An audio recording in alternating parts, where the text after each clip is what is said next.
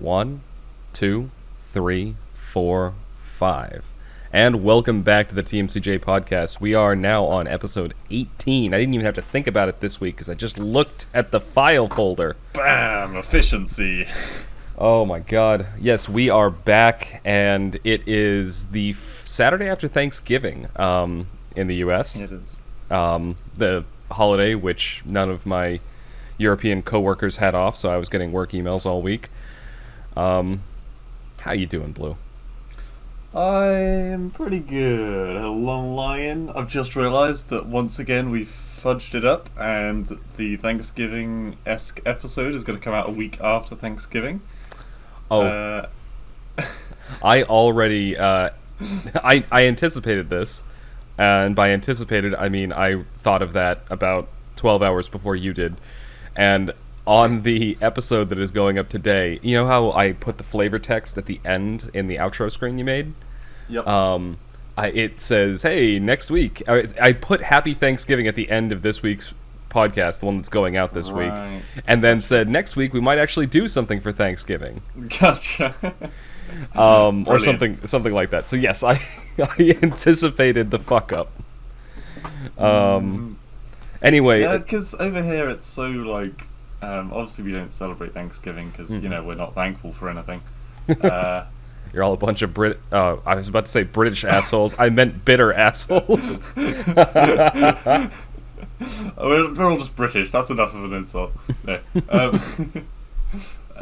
Yeah, no, it's weird. I hear about it because obviously I speak to quite a few Americans. I do hear about it, but other than that, we do not hear. There's absolutely no mention of it anywhere, really.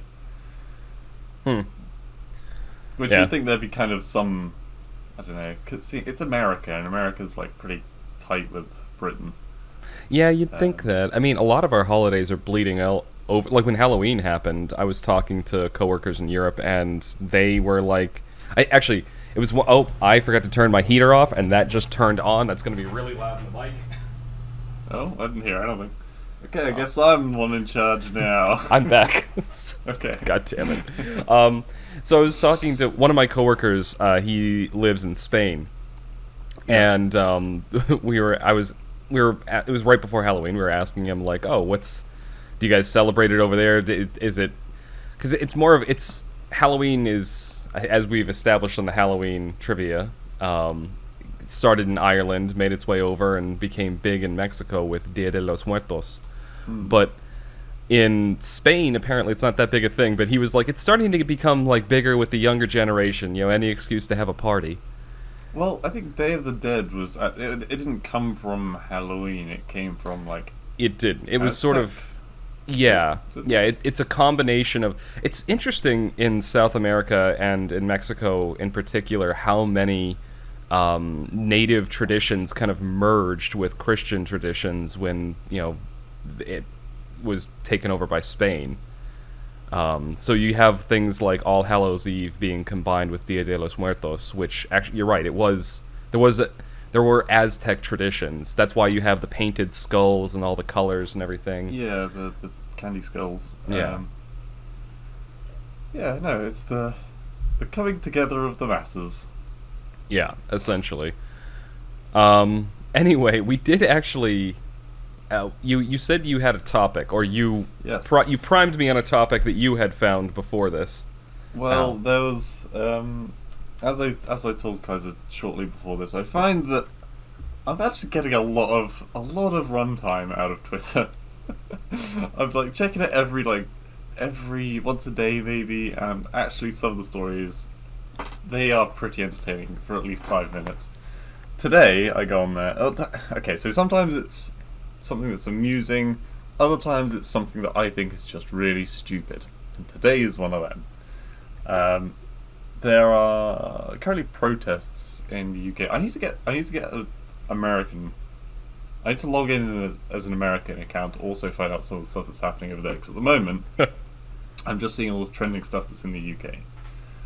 Well, hold on. There are protests. What were you going to say? I was going to... Sorry, no, I interrupted you right as you were getting to the crescendo, but... Isn't the TMCJ podcast an American account? It is, but I think it automatically logs me in as .co.uk. Oh. No, actually, I am on .com. I am Oh, on look at .com, but it still shows me British UK things might have to pounds. do with your IP address then.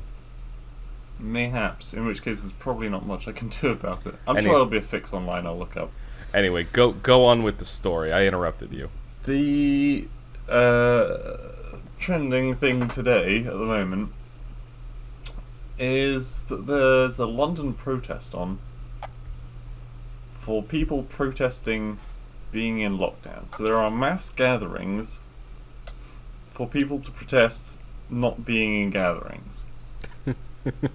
Which I understand it from a bold and political statement view as being something that's, well, bold and politically driving, but also how bloody stupid. Yeah. Like, Well, I will jump in here and say that yeah, I'm on board at least from that perspective. Like, yes, mass gatherings. It's a great way to get sick. It's the same reason that yeah, conventions, like video game conventions, anime conventions, like marketing doesn't matter. Any kind of convention. There's a thing that's known as the con flu, and it's because Yeah. you've got like tons of people all stuffed together. media. People get sick. And with a pandemic on, yeah, it's not the smartest move. But Now, I this do. is. Oh, sorry. I see you. Just the last thing I was going to say is it may not be the smartest move, but I don't think it should have been unexpected. You can only keep people like locked indoors for so long before they snap. Yeah. Well, I think this is specifically hashtag London protest, okay? And I think I can. It's probably pretty obvious the reason behind it. A couple of days ago, there was an announcement which told people basically, depending on what city you're in, whether you're in tier 1, 2, or 3. Now, I think tier 3 is the worst, and basically that says that they're still going to be in full lockdown during December up until the 22nd. From the 22nd till the 27th, I believe it is, all the rules are lifted, right? So over Christmas itself, there are no lockdown rules. So I think that's far too generous as it is. I think that's going to be really bad. I think we're going to lose a lot of lives because of that, to be honest. But it's Christmas, and for morale's sake, I suppose maybe it'll help some people through that otherwise wouldn't. All right. But this is like 2 days after, so I'm assuming London got slapped with a tier 3 lockdown thing. Mm-hmm. And so only now, because it's them being affected, are they not rioting, but protesting. Yeah, exactly. This is something that has bothered me about the lockdowns from the beginning. You remember, we actually talked about it on the podcast a few months back. There was all these protests going on across the world. Well, at least across the UK and the US. Again, I have no idea why they were going on in the UK. Here, it was the whole BLM thing.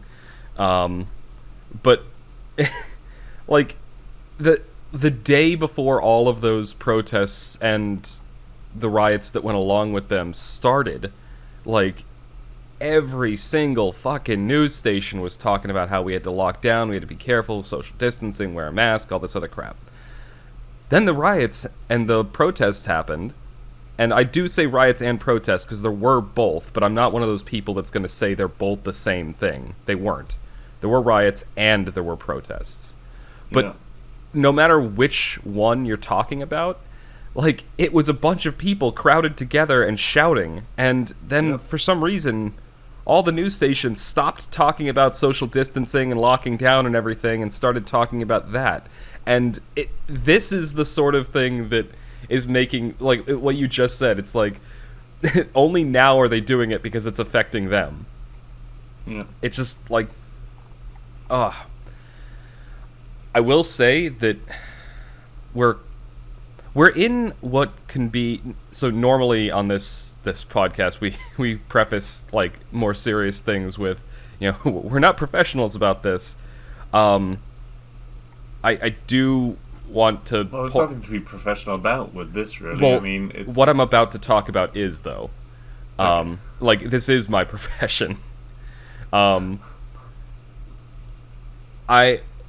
Oh God, I should probably clarify that. So I work in the pharmaceutical industry, and I have a degree in engineering related to biology and medicine. That so I have some mild qualifications in this. I'm not a doctor. I'm not like an epidemiologist. Nothing like that. But we're entering into kind of a precarious time now because one of two things is going to happen. Like normally with viruses, what happens is they get less deadly over time. Like as they spread through people, viruses are essentially a parasite. They infect cells. They use the cells to reproduce because a virus is just a protein coat and a couple genes, and that's it. So as they use the cells to reproduce, they generally tend to get less deadly because if a virus kills off its host, then it kills itself off. It has no way to reproduce. So generally they get less deadly. But we're now going into, like, winter, which is cold and flu season. So people's immune systems are compromised, and then they're additionally even more compromised because they've been locked inside and not getting as much sunlight and vitamin D and all this other crap. So it could, like... and especially with what you're talking about with, like, people gathering and protesting further lockdowns... And then you've got the holiday gatherings, Thanksgiving and Christmas. This got dark very quickly. What I'm saying is, it's either going to be very bad or not that bad. And it's a coin flip. And that is, I think, the most terrifying part, is that it's a coin flip. Yeah, and kind of bring it back to the voices of the people right now. Quite often... Like, almost all the time, Twitter is of one single opinion. And any converging opinion generally gets, the tape put over its mouth and dumped in the toilet. Yeah. On this, though, there are some very converging opinions. One person here says, if you support the lockdowns, you are supporting fascism and pure evil. Oh. Hashtag London protest. Another person saying, I don't agree with the protest at the moment, but I can see why people are angry. So it is good to see actually some actual debate. Well, I wouldn't say debate, because calling people fascists and eat pure evil isn't exactly debate. But okay. Yeah, two sides to the coin on this. The internet version of debate. Yeah, and of course, in all the videos of the protest, no one is wearing a bloody mask. I mean, to be fair, if you're protesting and you're shouting, the mask isn't going to do anything. Well, you can have, like, one of those... some of the masks have, like, the side hole on them that, like, stops liquids getting out, but you can still hear people a bit better. Oh, those are the ones that... Okay, so that's something that... Yeah, exactly. Those masks will actually help. A lot of those masks that you're talking about, too, will have... not HEPA filters, but they'll have filters on them. And those are the kinds of masks that will actually be the most effective at actually filtering out any sort of biological agent. The ones that are just like cloth or whatever, I mean, you're better off robbing a bank. It's not really gonna... I'm not gonna give my opinion on that. Yeah. But anyway, switching to a more positive topic, there was something else I was going to talk about. Ubisoft. Oh, yeah, okay, maybe not more positive. No. And actually, now I look at it, I'm still on, like, Twitter, who to follow, the top suggestion is Ubisoft. Is it actually? It actually bloody is, followed by Marvel. Okay. I gotta look at their goddamn Twitter, because I don't know what they're doing. Yeah, so from the slightly uncomfortable topic about bitching about current events, we're going to move on to bitching about video game companies. There's specifically one problem I'm here to bitch about today. And that is Rainbow Six Siege's launch thing. Alright? Okay. It used to be that you go on Rainbow Six Siege on Steam, you'd hit the button and it would play the game. I mean, it'd take a while to boot up, but it would play the game. Now, if you hit the button, when it... Okay. Calm. Okay. You got your tinfoil hat on? You know when uh, you try and start an application, I'm not talking to you specifically guys, it's just people in general, and it comes up with a pop-up that says, this game wants to do something to your computer. And you have to hit agree to let it run, basically. Yeah, it needs admin rights. And it's always a little bit weird and a little bit dodge when that comes up, like, consistently, but if it's a big enough company like Ubisoft, you're like, okay, fine. If these guys are actually doing something illegal, chances are there'll be 100 people checking up on exactly what's happening, and it won't probably be a thing. So anyway, I hit agree. And 2 seconds later, another one pops up. I'm like, this is crazy. Why do I need to agree 2 things just to play a game that I've always been able to play anyway? So I hit agree. And the third freaking one comes up. And I have to agree on that one as well. What are they doing now that means that my computer is, like, screaming at me not to let this thing run? Because that's worrying. And also, even when I hit agree to all those 3 things, it does not open the game. What it does is open up Ubisoft Connect, which is another word that should never be used around games generally because of its past. Connect. Just it's like some kind of Ubisoft store it boots up. And then you have to click play again on Steam for the game to then boot up. And I'm fairly sure I closed the Ubisoft Connect store at one point before I started up the Rainbow game. And I was going to join. It was like the first game we were going to play, you and me, Kaiser. Yeah. And it was a quick match. That was all it was. I hit play and it crashed the game. So I have to have this stupid Ubisoft Connect thing running in the background just so that I can play the game. It takes like 3 times as long to boot up the game. What is Ubisoft doing? Rant over. There were multiple times during that I opened my mouth to speak, and I'm like, nope, he's on a roll. I can't interrupt this. I'm very passionate about this. So, this is something that has, I think, been getting worse and worse over time. I remember back, like, in the PlayStation, N64, Dreamcast kind of days. Like, granted, I just named like 5 different eras. But I remember playing console video games as a kid and getting really annoyed when every time I started the game I had to watch the company logo and watch like the publisher logo, and I'm just like, yeah, get this shit out of my face. And the game, the publishers, I remember liking the publishers as a kid that let me skip through their fucking logo. And then I don't know, with the PlayStation logo, I always quite liked the little ditty that came with it. Well, okay, the console logo maybe, and it's the same thing with the GameCube, the little when it's like rotating around, going around. Yeah. Actually, I think that was actually the noise that I was thinking of, but on the PlayStation. But, yeah, go on. So okay, they at least made it entertaining though. But now, like, I remember sometime in the mid 2000s, like even on PC, game publishers started doing like. Everybody who worked on the game got an unskippable identification at the beginning of the game. Like an unskippable little thing. And it was literally just like their logo, or maybe like a default sound effect. Somebody leaned on the D key of a keyboard, and that was the end of it. But yeah.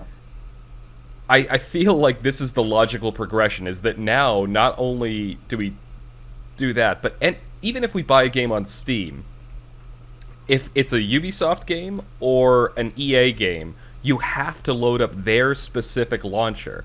At least Origin, as terrible as Origin is, and as shitty as a company as EA is, it loads quickly. It loads quickly, gets it in, game starts up, job done, good to go. But you're right, with Ubisoft, I went through the exact same thing, because I think they did some kind of a patch, because now it needs 3 different admin permissions, and that's just to start up the launcher. It's sketchy, and I don't know enough about software to know exactly what it is that they're requesting. And that's the thing. You don't know. So when Doom Eternal came out, Doom Eternal being another first-person shooter game made by Bethesda, they put some anti-cheating software into the game. They patched it in later, and it's a very, very sketchy software. Like, it has root access to your computer's registry, so that kind of access can brick your computer if it's handled poorly. It and they got a lot of flack for it. I mean, Bethesda earlier this year was getting shit on in general because they had just come off of Fallout 76, which yeah, and then they moved on to doing they released Doom Eternal, which excellent game, got them back some brownie points, but then they did this. I don't know. Yeah, I think there was a similar problem with Valorant when that first came out. There was some program that had to automatically run in the background, which messes with your PC a little bit. And you have to restart the PC to actually get the program to start. I have it on my computer, and every time hey, look, it's running right now. I'm going to exit that. Every single time that I restart my computer, it starts up until I uninstall Valorant. Which I think I might anyway. No one's really playing it anymore, at least in our group. Yeah, me and Scott do a bit, but that's about it. Okay. And even then, he's kind of moved on to Apex, so... Yeah, oh god. They've, Scott and Yi have become obsessed with that game. Yeah, a little bit. I mean, it's alright. I enjoyed the old game, but after a couple of games where I've not got any kills, because I'm not great at online shooters. Apex is my style of shooter. It has that very Halo feel, which is probably why Scott likes it so much. And bollocks. Yeah. But I think I was saying this to, it was either you or Kevin yesterday, but Juan, Raymond, and I have been playing Apex Legends. Apex Legends, by the way, if I haven't talked on the podcast before, it's a 3-man battle royale first-person shooter game. Yeah. So Battle Royale being one huge map that slowly closes in to a single central point, and there are about 50 teams, and they're all battling to be the last one alive. Yeah, exactly. So Juan, Raymond, and I have been playing this game for close to 2 years now. No. Yeah, it came out in 2019, about a year and a half. We started playing it off and on in 2019. And this year with the lockdown, pretty consistent with it. Yeah, this year during the lockdown, it was a good way for us to stay in contact and keep talking to each other. So we've been playing it a lot more this year. That being said, I think we're it's similar to other online games. There's not a ranked mode, but as you play, you level up and you get points that you can use to unlock weapon skins and character skins and characters. There's a rank mode. Yeah. Oh, is there? I'm pretty damn sure there's a rank mode, yeah. Okay, well, we've never noticed it. But the interface for that game is kind of crap. But it's a fun game, so we kind of forgive it. Anyway, it's free. The point I'm trying to make is that the game itself, we've been playing it off and on for that period of time, and I think we've hit level 70, which is just overplaying. Raymond's been playing it a lot more recently. He's 119. I think Scott and Yi they've far surpassed me and Juan. Yeah. They've overtaken me and Juan in a matter of a month or so. In the space of about, I think I didn't play it for about 3 days, and Scott went from level 19 to level 53 or something. Yeah. And I was like, holy shit. So the ranked in it actually works a bit differently to the normal rank thing. Because obviously you're not going to win most matches. Yeah. It actually works based off the amount of damage and kills and how long you survived to give you rank points. Oh. Okay, so we've probably been playing that then. Maybe. I'm never the party leader in that game. It's normally if I'm playing with Scott and Yi, it's one of those two, and if I'm playing with Juan and Raymond, then it's usually Juan. Or actually, sometimes Raymond if he logs in first. It's just never me, which I am We're perfectly. just the lazy ones. Yeah, You and me. exactly. Just the hangers on. We're the Phil. That being said, I do usually top the kills and damage. Hmm. I'm sure if I'd spoke to Juan and Raymond, that would definitely be what they say. Now, Juan gives me a decent run for my money. Raymond usually, like, Raymond's our support, and like, I mean this in the best possible way. We were talking about this the other night. Like, when Juan and I go, like, 2 balls deep and try to, like, fight a fight we can't handle, Raymond's the one that's, guys, pull back. we're way too separated. Get the fuck. He's the one that keeps track of the team and keeps us on point. We probably would lose a lot more games if he wasn't in the party. Yeah. And if only just because we'd pick fights that we definitely couldn't handle. Oh man. Yeah. Although oh shit, I could just keep telling stories about that for a while. But do we want to we've got about 5 or so minutes left in this segment. Do we want to try to pick a different topic? Because we've ranted about protesters, we've ranted about Ubisoft, and now we're just talking about video games. I like how you call it Ubisoft as well. Yeah, is it Ubisoft or Ubisoft? I've always called it Ubisoft, but Ubisoft sounds like a children's friendly version. Yeah. Ubisoft. Anyway, I'm sorry. yeah, I'm just playing with the word now. What was I watching the other day? Oh, I've been watching some really weird games. I watched some Days Gone By, I think it's called. I think it's called Days Gone. I know the game Days you're talking Gone? about. I've Yeah, heard people recommend it as a counterpoint to The Last of Us. The Last of Us 2. Really? Yeah. Okay. Have you seen the zero punctuation review of it? Days Gone, yes, I have. Yeah, and he is not happy with it. And frankly, to be honest, neither am I. It's very like Mad Max-esque from the look of it.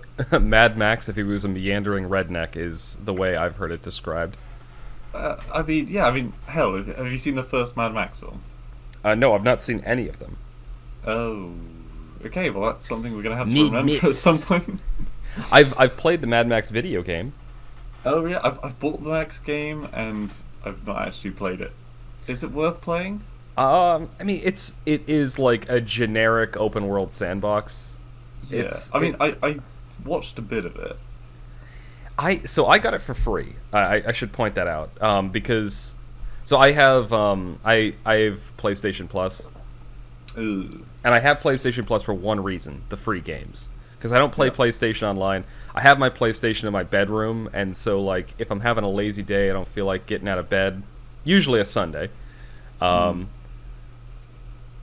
I'll just like start it up and play like a random single player game for a while. And there are quite a few good single player games. Like right now in the middle of the new God of War. God of War Beard Dad. Is that the one that came out with the PS4? Potentially. I don't know, I've not been following the God of War series generally, but I played a little bit of that and I got bored pretty quick. I played God of War 1 the whole way through. I didn't play God of War 2 at all, or 3. I played one of the mobile, like it came out for the PS Vita, I think it was. I played one of those, and then this is the first like real God of War game I've played since God of War 1. Gotcha. God of War also. I feel like we need to clarify whenever we're talking about because we do this when we talk about movies or books. We clarify and give background. We never do it when we talk about games because we're just assuming people know what we're talking about. Yeah, we're too far down that rabbit hole, really, aren't we? Oh shit! There was a big topic I could have discussed, but we've got like 1 minute left now. No, bring it up. Let's talk about it. This will be our topic to close. Oh, fucking hell. I love Spyro. He is such a sweetie.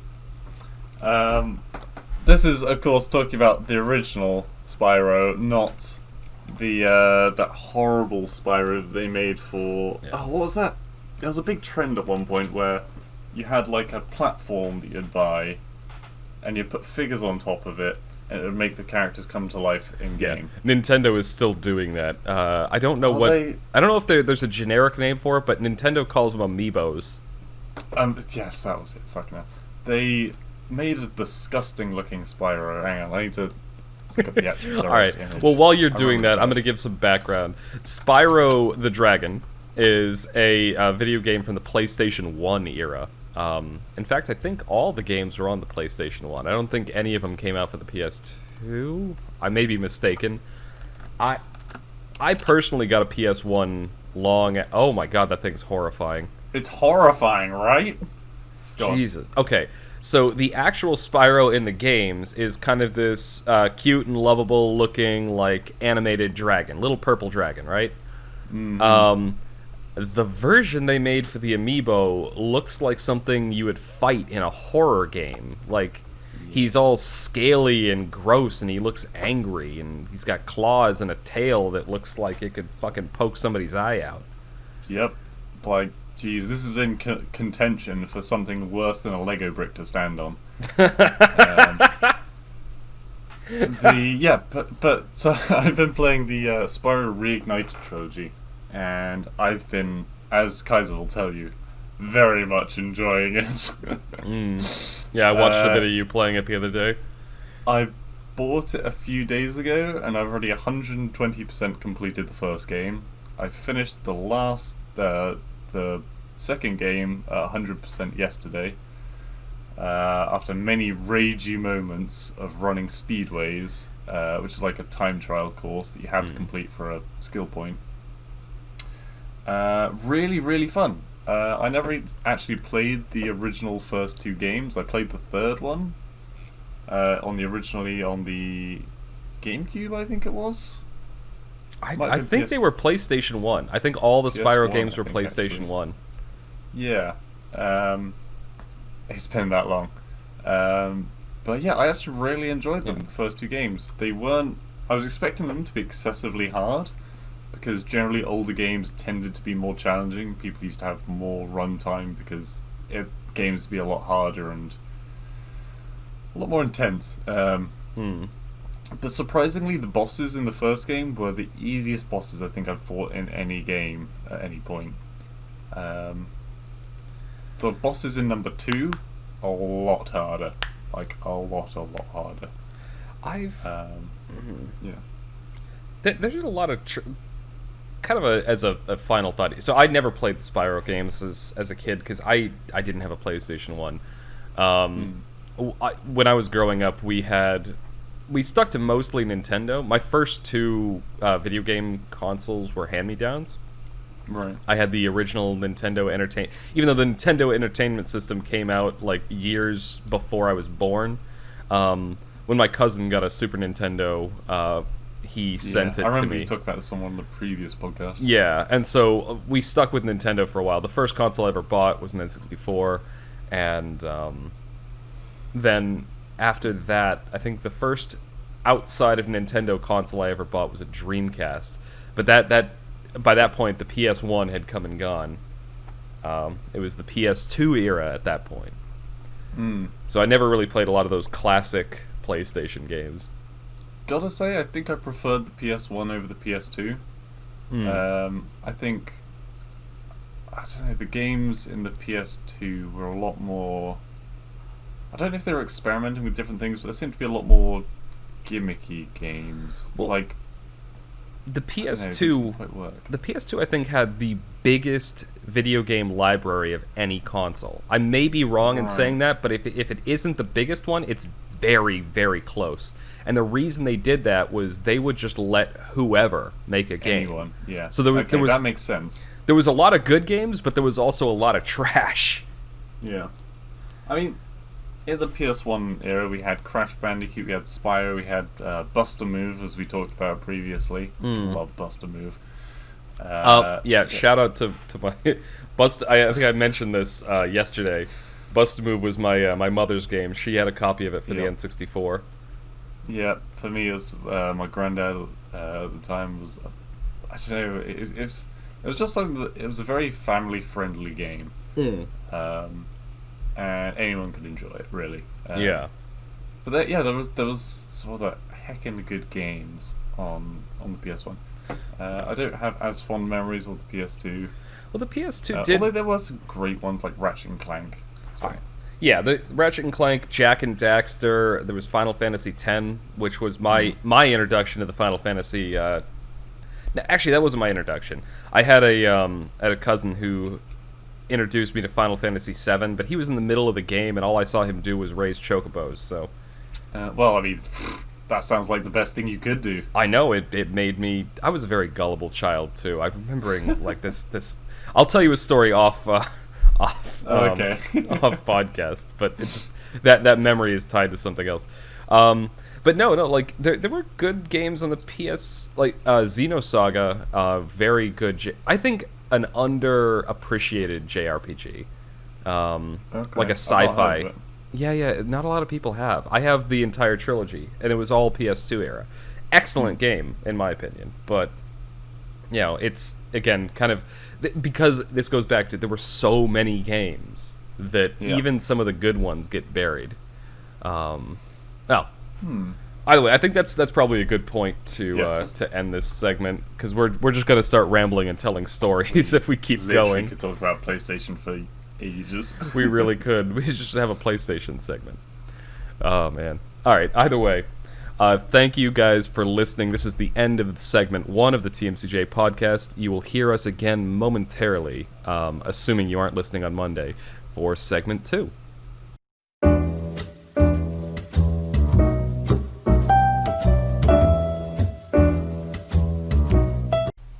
And welcome back to the TMCJ podcast. We are now on segment 2, our media segment, which I have already decided to hijack because I had a story that I was telling Blue in the intermission that I wanted to actually tell on the podcast. So, I was pointing out that, you know, with all the pandemic stuff, I've been looking at, like, early on I was looking at, like, things to stockpile, right? Like, you want to dry foods and stuff like that, just in case, like, the supply chain breaks down. It just makes sense to have, like, canned soup, beans, that sort of stuff. Apocalypse kit. Yeah, essentially. Or at the beginning of this whole thing, a ton of toilet paper. Anyway, because of that, Amazon has been recommending me some stuff, and one of the things that was really cool was a survival axe.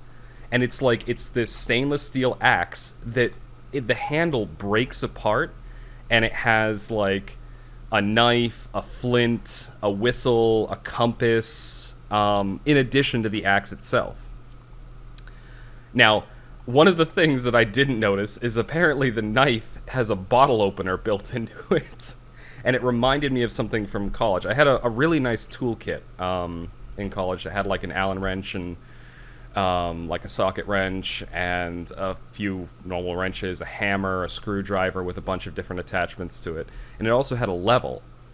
The level had this triangular insert in the top of it, which we discovered, being college students, was perfect for opening beer bottles.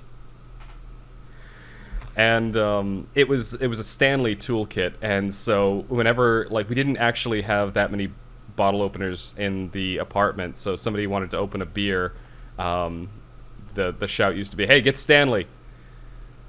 And that was it. Just a little anecdote from my personal life. I see. Speaking yes, of, you have the charge. Go on. I have plenty of media. I have so much media. Because of the Thanksgiving holiday, I was home visiting my parents this past Thursday, and we watched quite a few movies.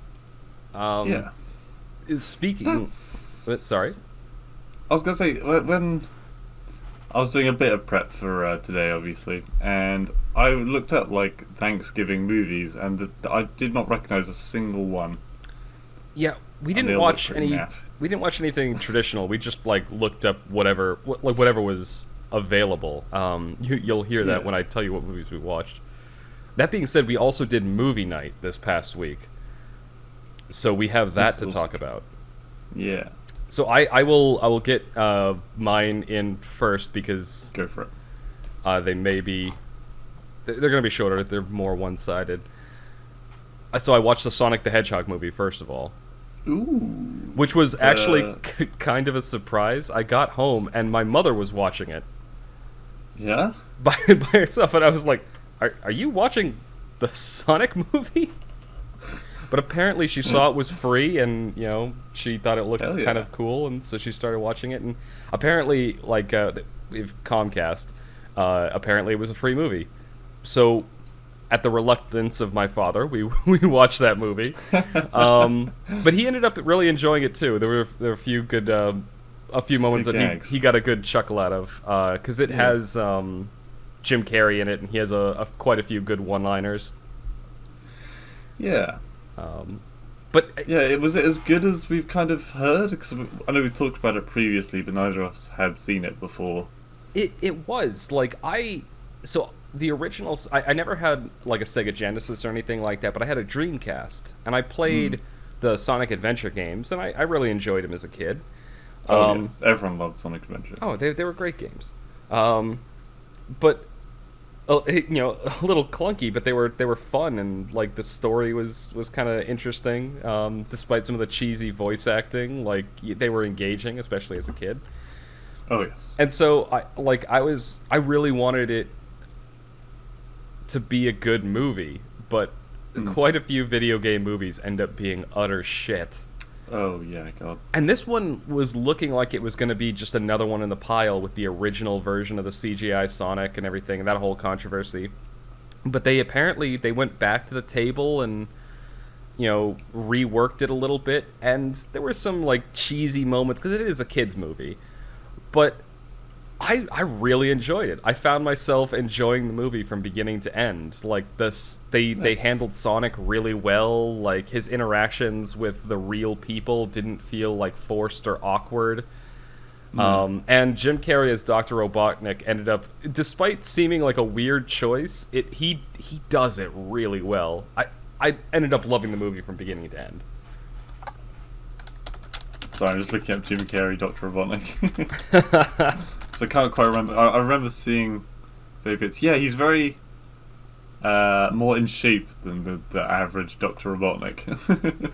Yeah, because normally Dr. Robotnik is a bit rotund, as it were. A little bit, yes. But he's much more skinny. That being said, at the very end of the movie, they do tease a sequel. They tease a sequel by introducing another one of Sonic's woodland fellows, and also showing that Jim Carrey might be moving towards being the more traditional Dr. Robotnik. Oh yeah, that's cool. It's I'm looking at the. I don't know whether this is from the movie or something else, but that is one hell of a mustache. That is... that's a spoiler. Okay. I Well, won't- it's not really I- a spoiler in itself, but Yeah, the scene, I take it, is a spoiler. Yeah, the scene is a spoiler. I won't talk about that now because I don't want to spoil it. Because I do recommend Okay. the movie. You can Is kind that the of... bit at the end of the movie that we were just talking about? It is exactly that. Yeah. Okay, cool. So, the movie itself, like, great from beginning to end. Like, I found myself laughing. Like, they pull off that all ages humor really well. Good. So you're not if you're watching the movie as an adult, you don't feel like, why the fuck am I watching this little kids show? And if you're watching it as a kid, I imagine you'd probably be entertained as well. I don't have kids, so I wouldn't know. But You are a kid. I'm a child at heart. um, So that was number I one. need to watch that. It looks good. Yeah, I'd recommend it. So movie number 2 we watched, to go in completely the opposite direction. This one much more... it was a movie that my dad had seen and talked up as a great movie, and I'd seen reference to it, but I'd never watched it. Was Crimson Tide. Crimson Tide, it rings a bell. It's a movie that I think I'm going to have us watch for movie night sometime. It's from 1995, so it's an older movie. Yeah. And it's Denzel Washington and a few other people that I remember. We talked about this, didn't we? A little bit. We talked about it Yeah, briefly yesterday. And I think we talked about it a bit like a couple weeks ago too. Not Yeah. on here, but Because I remember comparing it to the Hunt for Red October. yeah.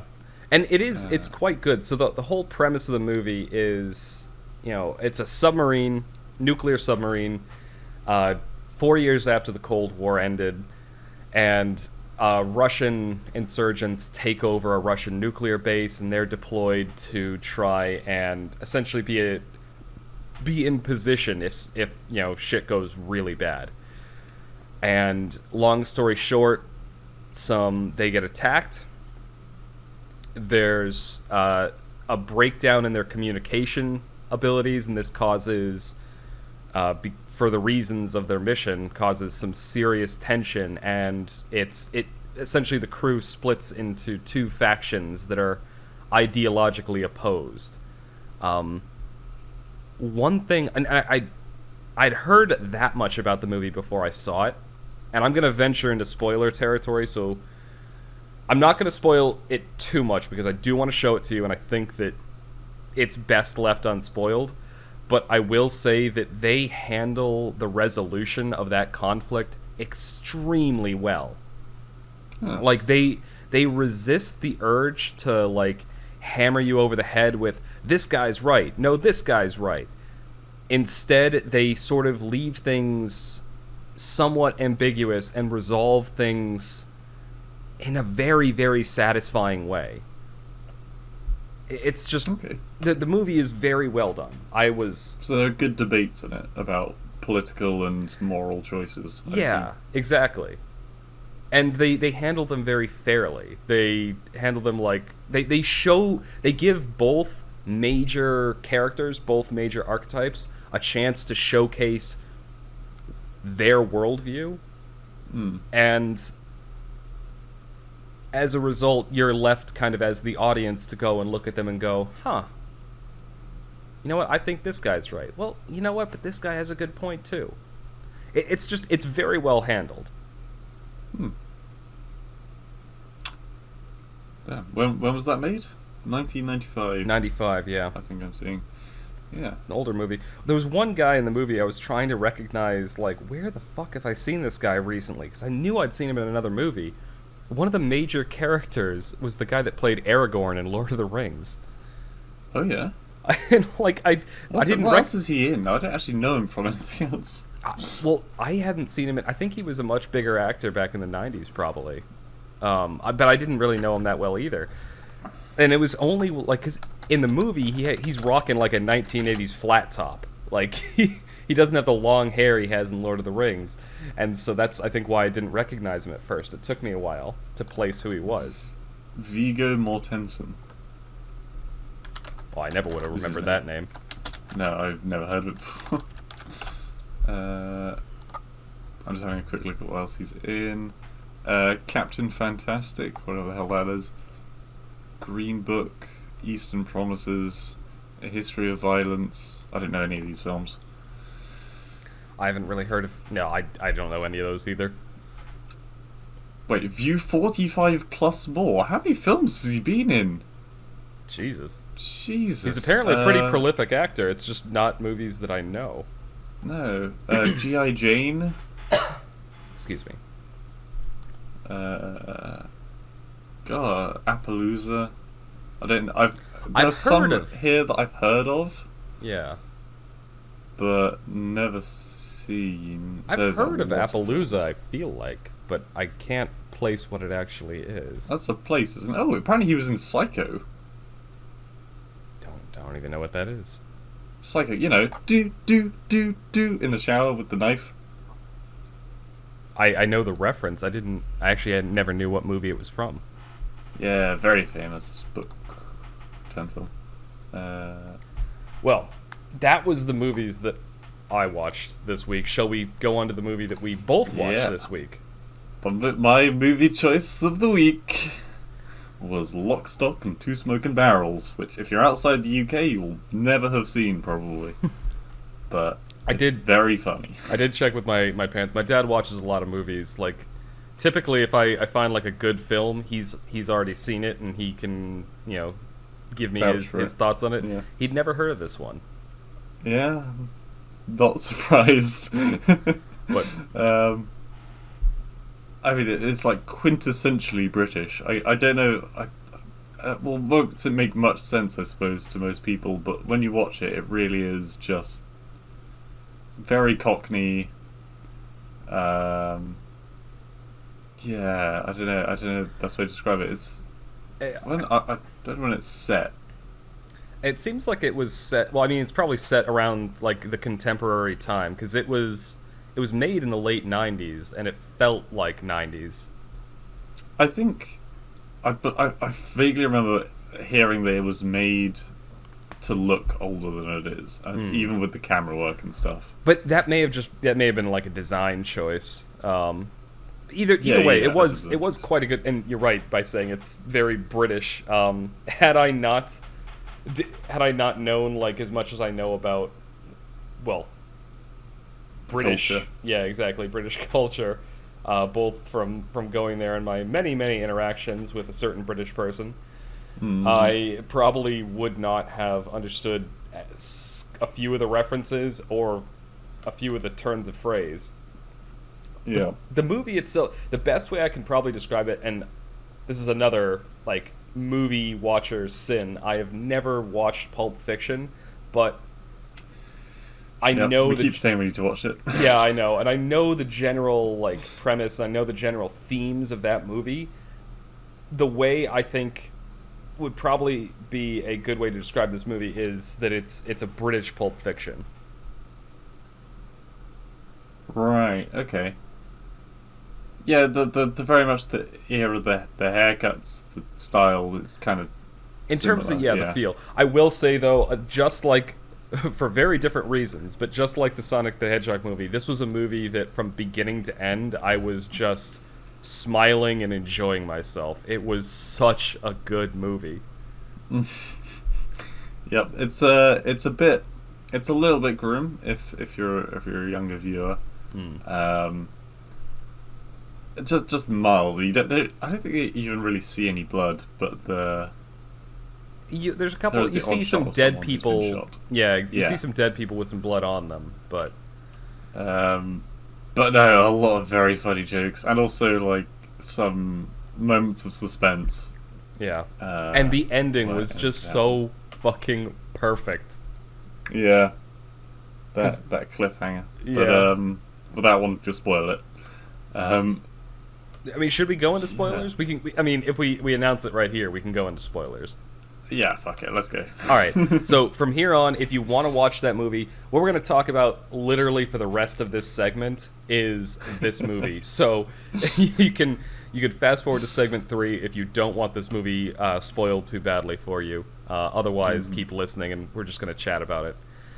So the premise of the movie is that there are several factions, right?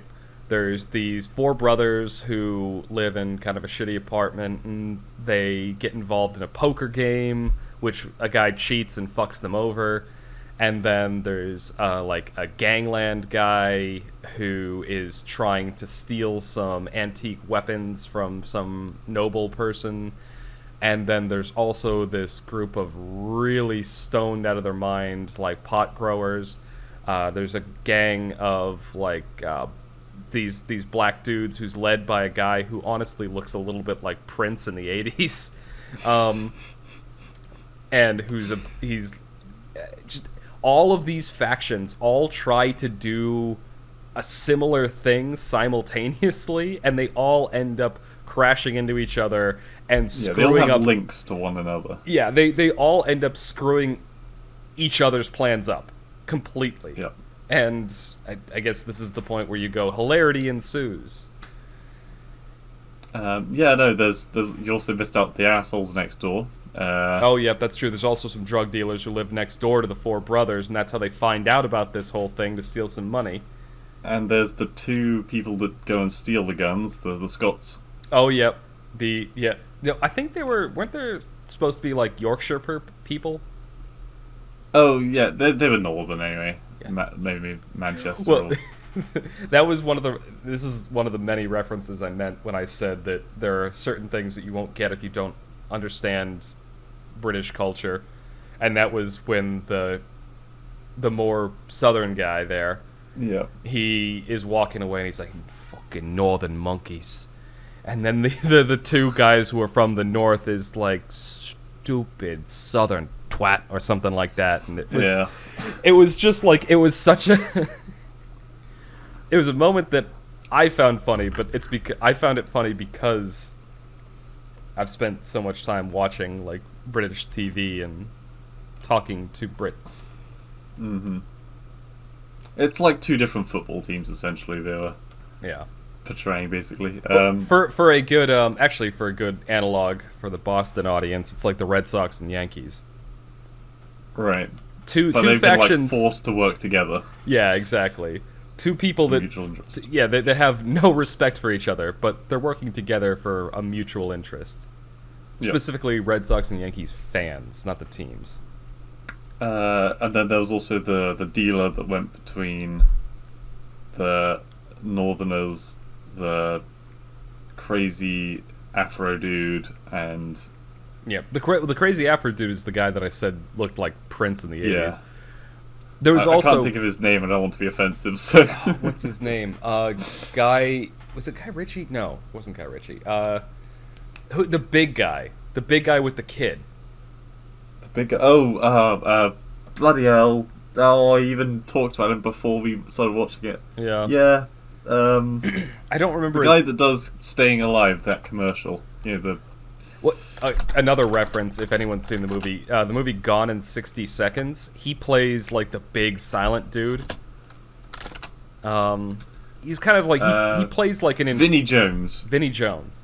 He plays like a kind of stoic enforcer throughout the movie, but he like brings his son around on business. Yeah, he's everyone loves Vinnie Jones. He's a very typecast actor. He is, and he's excellent. Every movie I've seen him in, he's been excellent in. Yeah, actor, singer, presenter, former professional football player. Singer. Yeah. So Apparently. maybe he's honestly he sounds like the British version of Dwayne Johnson, The Rock. Yeah.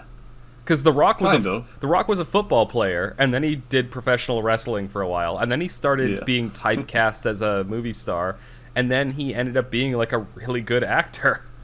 I thought you were gonna say Arnie, but yeah, no. Rock probably makes more sense. Yeah. Yeah, they've got fingers in a lot of pies, as it were. And yeah, it's he kind of embodies a kind of mentality over here of the big tough but honourable lad.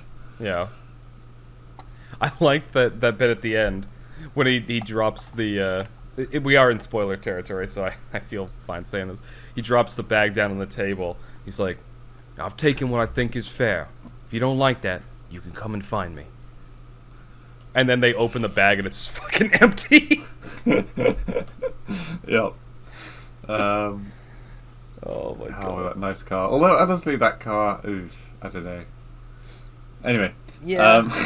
I suppose for the day it was probably a lot more I mean, attractive, maybe. It's that classic movie cars. was like a cavalcade of like really shitty cars. Yeah, and there was a lot of famous actors in it as well. There was even the parking warden, who was like the butt of about 3 jokes in the whole film. That was it. He's a very famous.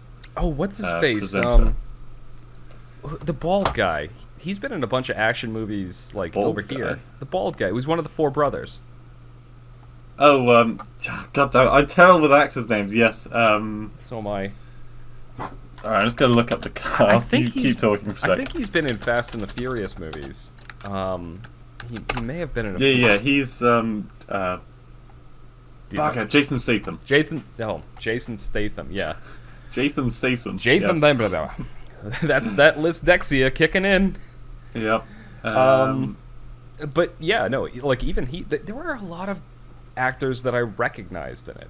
But I won't lie, watching the scene in the beginning where they're playing poker made me want to play poker. Yeah. I haven't played poker in a long time. We used to. So this is a bit of a side tangent. Juan, Raymond, and I used to go hiking with some friends, and we used to at like capstone the hiking trip by playing like $5 poker. So we'd play Texas Hold'em, and we'd play for money, but it would only be for like $5. So no one's gonna cry if they lose. Yeah. So you're playing. You still feel like you win, and you don't want to just play like an asshole because you're still gonna lose money if you lose. But you're not playing for a ton, so that you're not bitter at your friends if you lose all your money. Because again, you only lost like $5. Yeah, no, that's how I would prefer generally playing those kinds of games. With a little bit of incentive, just not. Yeah, Vast amounts. not like a ball breaking kind of incentive. No, not like whatever it was, 1.5 mil. Oh God, yeah. It was £500,000 if I remember right from the. Yeah. Which Um, at now, how much is like the pound has changed a lot from the '90s. That was actually pretty close to the dollar, if not less than the dollar. Now though, the pound is like we're into economics now. The pound is like 1.2 to the dollar. Or sorry, $1.2 to the pound. So £500,000 would be somewhere in the neighborhood of like $650,000, something like that. yeah, 600,000. Who the hell's calling at this time of day? Oh my God! Who is calling during the podcast? Right? How unprofessional! Nerve. But yes, great thing. Had Jason Fleming, was another famous actor in there. Rob Brydon, Sting from the musician. Wait, really?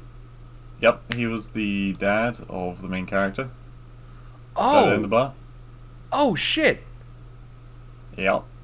I did not realize that. Uh, Yeah, that just, God, I didn't realize it was such a star-studded cast. Yeah.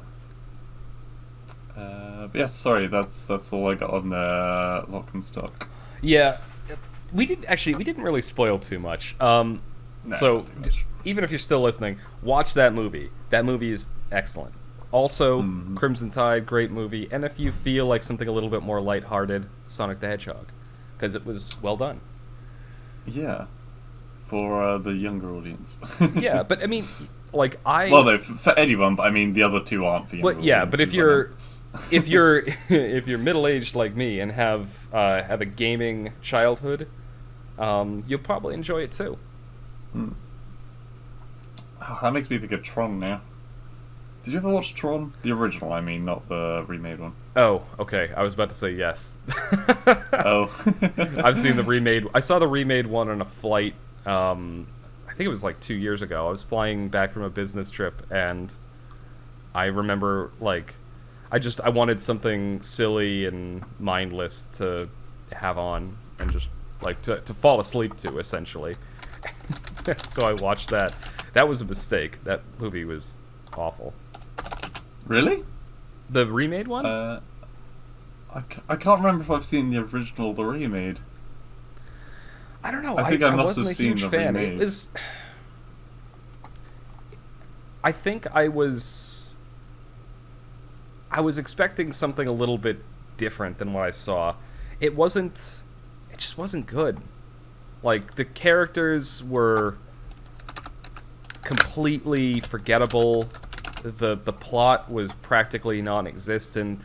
It just the only reason that movie existed was so that people could like ride around on neon motorcycles. Yeah, I mean, it was very pretty aesthetic. Oh, it was a beautiful movie. It was kind of like Yeah. I mean, it's kind of like Avatar. That movie was very, very pretty, but the plot was just like, let's copy paste Pocahontas and like mix it up with Fern Gully. There we go. We've done it. What? To be fair, I haven't seen. Oh wait, I have seen Pocahontas. Yeah. Just around the river bend. Yeah, we watched the Disney, didn't we? I don't know if we've watched it for movie night yet. Yeah. Well, no. It was one of the first Disney films we ever watched when we were doing Disney nights. Oh, okay, yeah. Yeah. That was quite a while ago. Yeah. Hunchback and. Oh my god, I fucking love Beauty and Hunchback the Notre Beast. Dame. Yeah. So that's the end. That was about 4 years ago. Yeah, that was quite a while ago. That's a real Yeah. throwback. Yeah, that was the one and only time I watched it. Sorry, I'm just like throwing out a whole bunch of random films now. I just kind of Well, that's the thing. We had quite a bit to talk about during this media segment, but we've actually exhausted yeah, it. we blew our load early. There's To be fair, there are thought-provoking films, and that doesn't necessarily mean a film is good. But there are also good films that are not thought-provoking. I think Lock, Stock, Two Smoking Barrels is a great film because it's funny and there's a good bit of action in it, but there's not much politics or yeah, I could things see to that. think about. The movie's like you feel like I described it when you said it before. Like it made me feel good from beginning to end. It was just a good movie. But you're right. There's not really much we can debate or talk about in it. And honestly, of the movies that I talked about, Sonic is the exact same way. You just felt good watching it, but it's not going to provoke any kind of intellectual debate. Yeah, Crimson Tide would, but you haven't seen it, so I don't. I'm just be debating with myself. There was a film I watched many years ago that my dad recommended, and I think he recommended it to me. I might have just watched it anyway. And it was this deep and meaningful and political and all sorts of crazy stuff. But it was so... They went so hard into that I didn't enjoy the film because it was so dotted around and... The plot was an afterthought to try and get the message across. Well, sort of. The plot was so dense and thick that I kind of lost track of things, and then I lost interest in a lot of the characters because it didn't make sense in my brain. I'm trying to remember what the film is. This isn't going to help. Well, I mean, while you're trying to think of it, that's one of the reasons that I enjoyed Crimson Tide, is that there is a interesting philosophical debate buried in the movie, but they don't hammer you over the head with it. They don't sacrifice the plot to try and get all of the message across. It's just like, you know, here's an argument that on the surface seems simple, but beneath the surface has layers and layers and layers of nuance. And so you can think about it for a long period of time, but you don't have to work to get the basic argument. Your brain will get it just from watching the movie. Did you find the movie you were talking about? No. Although I did come up with another film that was, I think, meant to be all about deep and meaningfulness, and it just ended up depressing. And have you heard of The Pursuit of Happiness? No, I haven't. The name sounds kind of familiar, but the it's not ringing any bells. It's a Will Smith movie. Oh, I have seen that movie. Is that the one with the Rubik's Cube? Yes, I have seen that movie. Yeah. Oh my god, it's been a long time since I saw that movie. That was dreadful. I love that movie. Really? It was so depressing. Well, that's why I liked it. I like depressing movies. I like depressing music. I like depressing media. It makes me feel better. Yeah, I guess. No, I see it the same way as people who really like horror movies. They like being scared and the thrill of like the kind of horror movie. I like the kind of emotional experience that comes along with reading, listening to, or watching something that's, you know, generally tragic or depressing. I like tragedies. I'm trying to think of one that I liked that was pretty dark. Honestly, I don't think... I feel heavier, like burdened, after watching something that's too depressing. Really? Yeah, that's why, like... Yeah. I used to watch this YouTuber for the longest time, and then suddenly I realised that before I clicked on a video, I had, like, an inward groan, and I was like, wait, I'm not enjoying this anymore. Like... It's interesting that you put it that way, because I honestly feel the exact opposite. Like, I like watching kind of a... Like, if I'm feeling heavy or burdened or, like, something like that, and I watch like a tragedy or something depressing, listen to something depressing, I feel light afterwards. Like I feel like I don't know. I don't know how to put it. It's a kind of emotional release almost. Yeah. For So- some reason, the pursuit of happiness is under motivational. I mean, maybe you think it is, but I don't. I mean, they didn't say it was a good motivation. To be fair, so is Wolf of Wall Street, and that's definitely not the right kind of motivation. Oh my god, I just maxed the mic so much, I'm sorry. The Wolf of If Wall anybody Street. hasn't seen Wolf of Wall Street, it's a Leonardo DiCaprio film about a guy who does stocks and shares during, I was about to say 9/11. Yeah, no, not Um, during that. During the Wall Street crash. Well, he starts right after the Wall Street crash. The Wall Street crash happened in the 80s. That's true. That's what motivated him to get Yeah. to work harder for it. And it he was- makes his own business, becomes vastly successful, gets everyone in his business vastly wealthy, and then the wealth kind of gets to his head and he ends up self-sabotaging himself. Yeah, it crashes and burns in a airplane made of cocaine. Yeah. But it really did embody kind of the decadence, I guess, of the 80s, too. I actually, that movie is, you're right, that is really fucked up and that is not motivational, but No. I enjoyed that movie. It's done very well. They portray the emotions and the things going through people's heads as opposed to just going through their wallets. Yeah. And it had... It had Yeah. like it also had some funny moments too. Yeah. Yeah. Yeah, no, it absolutely did. There was a lot of very funny, like, comedic moments. Sorry, Pokemon the first movie is on here as well. That's a good movie. Yeah, that's a good movie. I haven't seen really like that movie. since I was a very young child. Yeah. That came out in what, 99, right? Was it 98 Loud. or 99? Because I remember seeing that when I was in middle school at the time. It came out in 2000. Which is weird because there was a movie called Pokemon the Movie 2000.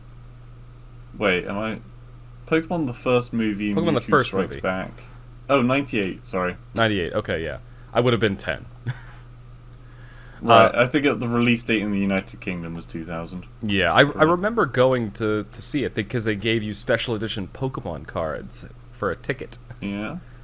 I'm not surprised. Pokemon does a lot of that stuff where you got to be like in Japan at a certain time or date to get a special Pokemon. Yeah, I did that with Pokemon Go. I got a Farfetch'd because I was in Yes, Tokyo we know. and I was so happy. And then I brought you low by saying that literally that week they had released Farfetch'd everywhere and Literally. everyone had one. They waited until I went to Japan to ruin my happiness.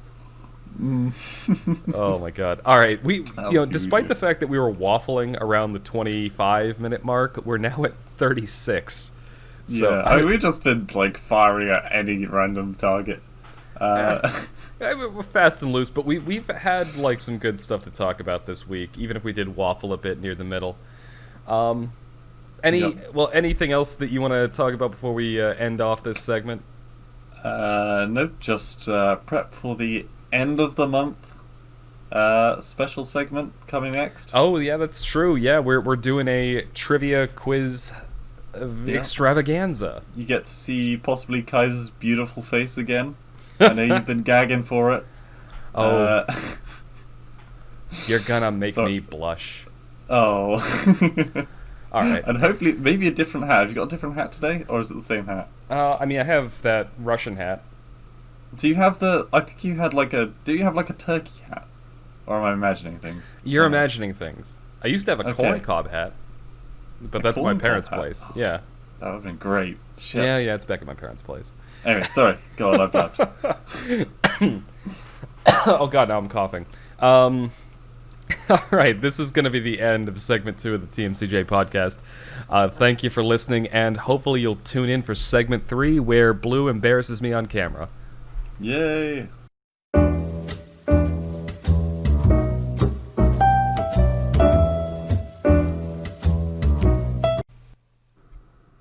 And welcome back to the TMCJ podcast. I just realized that I normally do a bit of a hesitation at the beginning to help me with the editing process. I'm on camera now, so people just saw me sitting there like for a few seconds before I actually did that. Yes, we are back with another trivia segment, which means I am on camera. You get to see both myself and this monitor that isn't plugged in anything right behind me. Yep. It's everyone's favourite time of the month. It is that time of the month. Oh, God. It's time to get your quiz on. And, you know, per usual, this time I have disguised it a little differently. I have my beverage, which, come on camera, when focus. It focuses, it says not bees. It says not beer. Not bees. Bees. There's no bees in that. And I've got my trusty bottle opener that looks like a rifle round. Lovely. But yes, so you want to introduce us, Quizmaster? Okay. Yes. Well, wait. Introduce us. Introduce like what the theme. Our contestant today. Oh, God damn it! The theme. The theme. Today's theme, where I could actually get some little bit of information about, is on Thanksgiving. That's the theme for today. Although so like I said, there's probably going to be about 4 or 5 actual Thanksgiving / Black Friday related questions. The rest are kind of interesting things or topical things or media things. Just a bit of fun for everybody. Because that's what we need at the end of the month. And I was instructed to procure another silly hat, so... This is indeed the case. Here today we have the mighty Yashanka. Which does not fit over my headset like everything else. But... Yeah, we have Russian... What would Russian Kaiser's name be? What if the Kaiser is Germany, what's... Well, that literally it's Tsar. Tsar is... Tsar. Okay. Both words derive from Caesar. Today, it's no longer Kaiser, it's Tsari. Please. That sounds like a girl's name, which seems better. That does sound like a girl's name. It's Tsari the Russian. Okay. Yes, as usual, there will be 15 questions. Feel free to play along at home. I've tried to make them as not inside joke based as possible. They may be a little bit British based because I don't know things that Americans don't know all the time. But again, we'll see how it goes. There's 1 minute on the clock as per usual. This time, I'm going to change it a little bit and say I'm going to read out the question, then start the clock because, I don't know, some of the questions, it just might be a little long to talk. If you just had a verbose question, you fucked me over. Yes, that kind of thing. And now I can't find the stopwatch on my phone. Here we go, right. Okay, I am good and ready. Hope everyone at home is. Kaiser, are you ready? Yes. Okay, where's my actual dragon? There it is. Got my dragon. The keeper of the stopwatch. Okay. Alright. We can't see you, this is just all nonsense. Yes. When isn't what I say nonsense? Okay, right. On your marks. So, wait, why am I saying that? Because I've got to read the question out and then... You forgot the rule that you just made up. Yeah, I didn't just make it up. I planned it in advance. I hadn't planned what I was going to say now. Anyway, right, okay. Why and where did Thanksgiving start? Go. Okay. So, I know the story behind this is that it was pilgrims in, I want to say Jamestown, and they were starving with like a brutal winter, and there was a Native American who gave them, like, helped show them how to, like, grow food and survive in the climate of North America. That's the story. I don't know if it's true or not. For all I know, it was invented by a greeting card company in the 40s. But I'm going to say that. Okay, is it a final answer? That's my final answer. Not the greeting card Okay, one, the first one. stopping the clock at 40 seconds. Alright, here's what I dug up, and this could be total rubbish, but the internet never lies, Kaiser. Sorry. It never lies. A 1621 harvest feast shared by the English colonists of Plymouth. Oh, I said Jamestown, didn't I? Fuck. Yep. And the Wampan... Alright, I'm going to butcher this word. Wampanoag people. Basically, they came ashore and they were looking for food and that kind of thing. And then some local Wampangs came across and they were like, hey, you seem like cool dudes. Let's have a party, basically. Alright, so I'm taking this off, by the way. Good. Okay. My head's getting hot wearing this thing. Overheating. I was close. I honestly should know the Plymouth thing because I live pretty close to. Plymouth is in Massachusetts. It's my state, but I said Jamestown because for some reason I was thinking that it had to be one of the first colonists in Colonists. Yep. in North America, but it wasn't. It was the Plymouth colonists, which they didn't even want to go to Massachusetts. They got blown off course, and that's how they ended up there. I know the history behind it, but I still fucked it up, so... Something a little bit fun that I thought. Since Plymouth had few buildings and manufactured goods, most people ate outside while sitting on the ground or on barrels or plates on their laps. The men fired guns, ran races, and drank liquor, struggling to speak in broken English and wampang wag. So, yeah, they had like a proper day of it. That sounds really cool. I mean, and then obviously there was a treaty between them that lasted until King Philip's War of 1675. It lasted for 70 years. It's pretty good. Yeah, and then they killed each other. So yay. Welcome to history. That's there you go. That's that's probably the longest one that. Yeah, I feel like that is the theme of history in general. The treaty lasted for a while, and then they killed each other. Yeah, pretty much.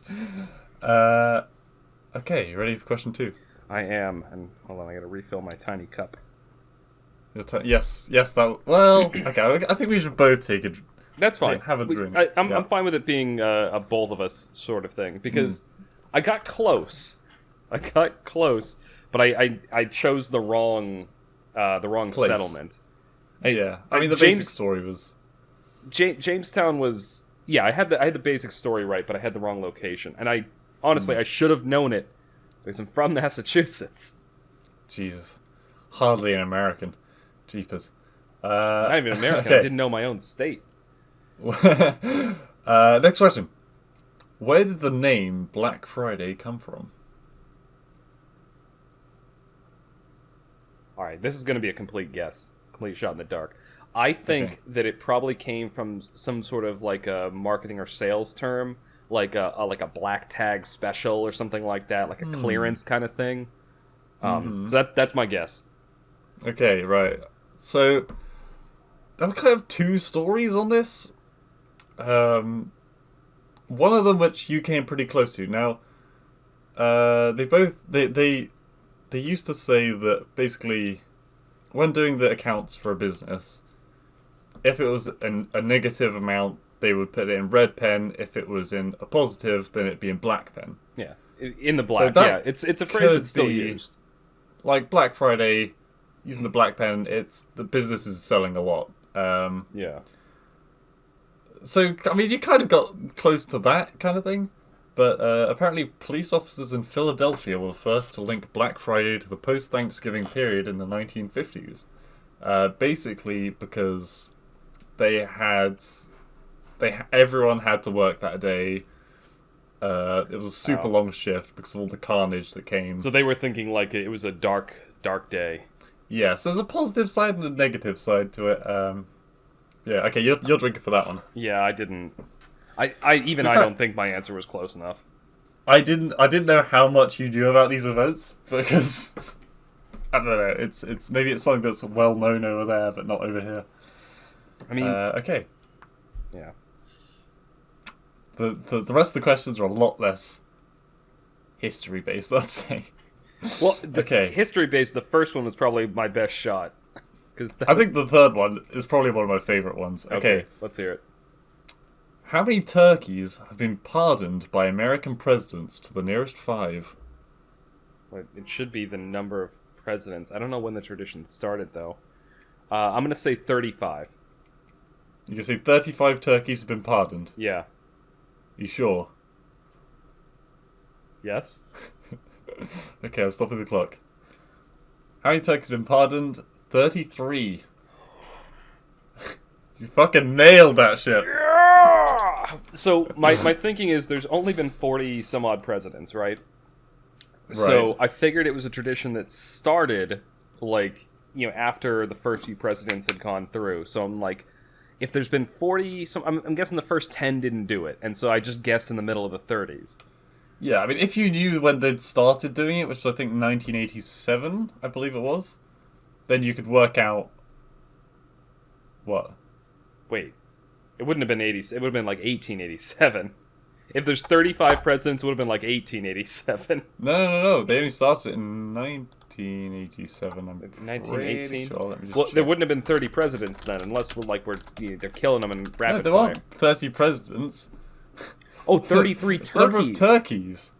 Wait, so have multiple? Oh, right, because they're in for like 4 years or something like that. And so I got the right answer for the wrong reasons. Yeah, exactly. So I was thinking it was Reagan like was one the first turkey one. per president.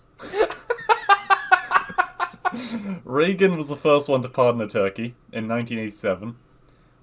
He did 2. Clinton did 2. George Bush did 7. You can just work out how many years they were in presidency. Yeah. Then Obama, and then Trump. The latest Trump just did turkey. one. Yeah. Trump's done 4. Yeah, no, I mean, he just did one like this last week because it was Thanksgiving. Yeah. It was actually called it was really funny. called corn. Was the turkey was called. Chosen over cob. Yeah, and owned by some people from Iowa. I literally. There you go. All right, well, it's your drink. It is indeed. That was a very lucky guess you made. That's why I was like, "Are you sure?" Try and throw you off. No. Delicious cherry. One thing I've learned from my college days is that typically, at least in my experience, my first instinct is usually right. Like, if I second guess myself, I typically get an answer wrong. And I found that with like college exams and stuff like that. Every answer that I second guessed, I typically got wrong. And so I just go with my gut. Okay, well, that's 1 point to you. Wait, 1.5 points to you so far. Okay. Yeah, we're 1.5, 1.5. Let's see how long we can actually remember how much you've got. All right, okay. Question 4. Name 7 items that would commonly be on your plate at a traditional Thanksgiving. Oh, traditional. I don't know how traditional my family This is based off internet search, so think about what internet would say, not anyone else. All right. We're going to go with turkey, apple Correct. pie. Nope. Oh, really? Okay. Cranberry sauce.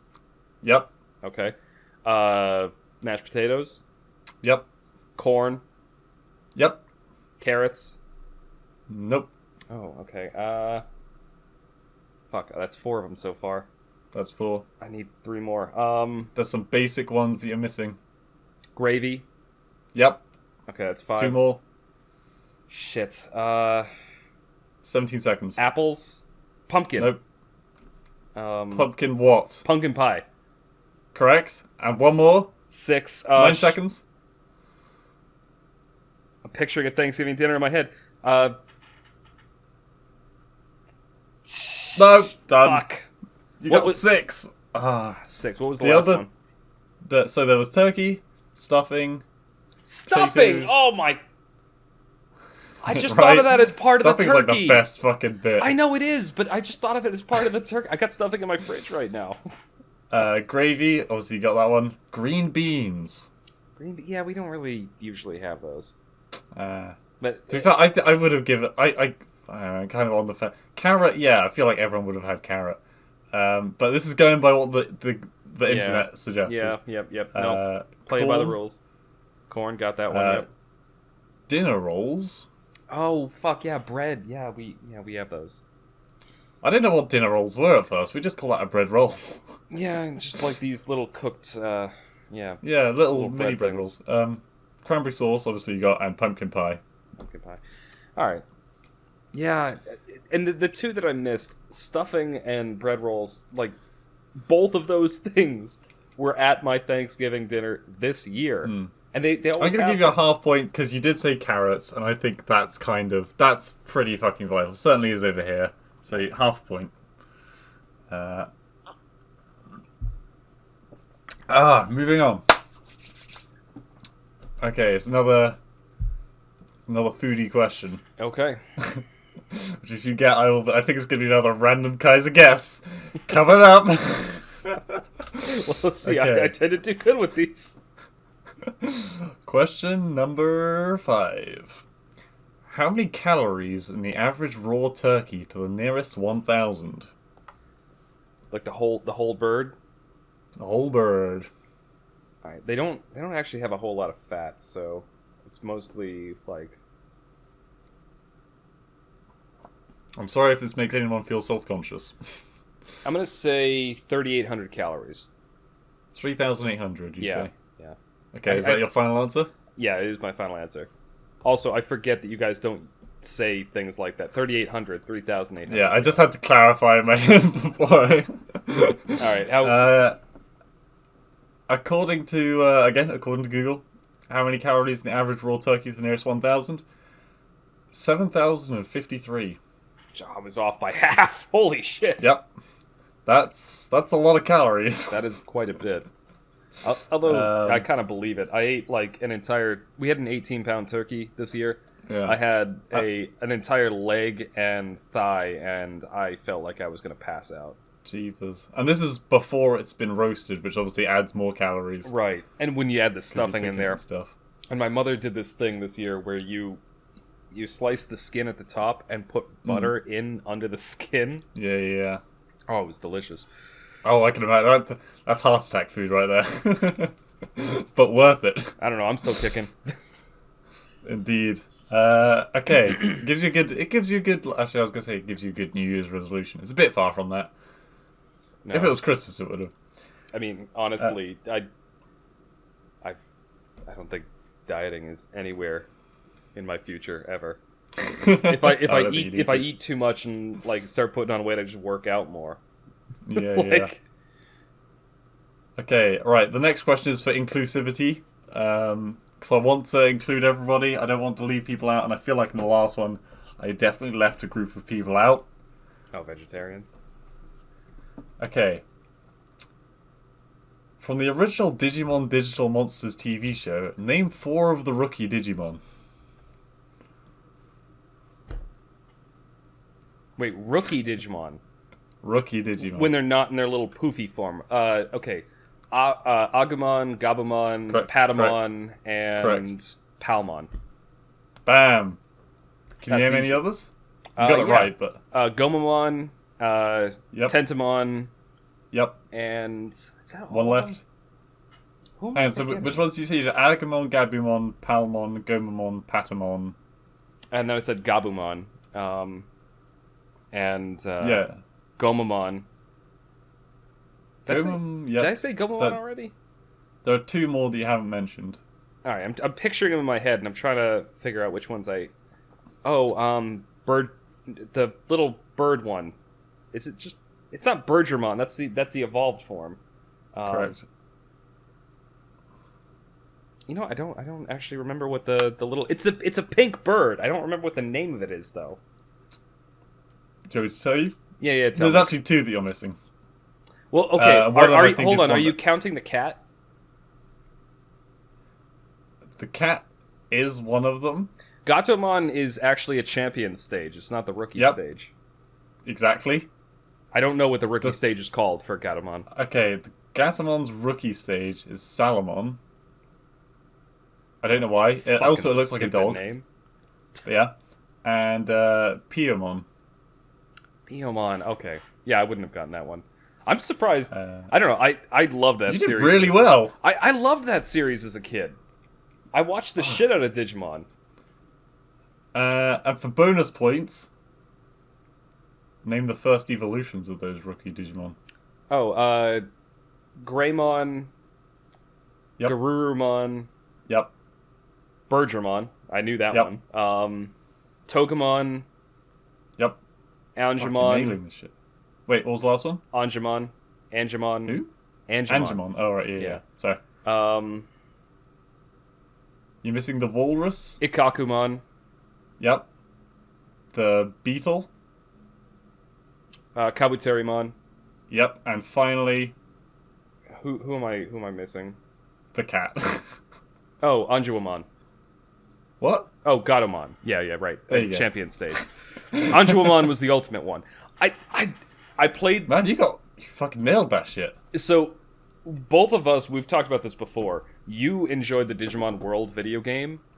Digimon, I played the fuck out of Digimon World 2, and I always wanted the guys from the TV show. So I knew all their evolutions and everything. Digimon World is my favorite game of all time. I was going to struggle if you asked for the baby stage ones, because I remember a couple of them. Yeah, but I can't remember that. they're all weird names, like Poomon or something. I don't know, but I'm actually surprised how much of that I remembered. Now I want to watch. Fucking nailed that. I want to watch the TV show again now. Yeah, God. Yeah, no, I couldn't even remember, like, a lot. I mean, Salamon, who the fuck remembers Yeah, Salamon? I would have never remembered. The thing is, because when she was introduced in the TV show, she was already in the champion stage, because they had to bring up Tai's little sister to be at the same power level as everyone else.